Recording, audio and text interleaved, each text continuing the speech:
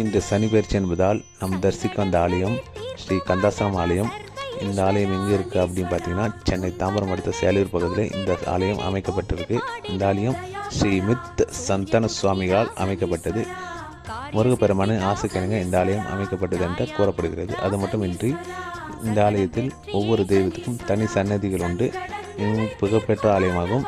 இந்த ஆலயத்தில் சனீஸ்வர பகவானின் சிறப்பு பூஜைகளும் அலங்காரமும் அமைக்கப்பட்டது.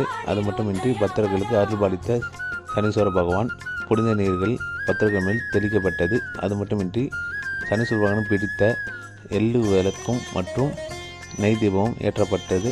பக்தர்கள் வெகு நேரம் நின்று சனீஸ்வர பகவானை தரிசித்து ராசிக்கான பூஜைகளை புனித நீர்களை பக்தர்களுக்கு வழங்கப்பட்டது. பகவானின் அருளை பெற்றார்கள். இதுபோல் சேனலை பக்கம் நம்ம சேனலை ஃபாலோ பண்ணிடுங்க. அது மட்டுமின்றி லைக் அண்ட் ஃபாலோ போட்டுருங்க.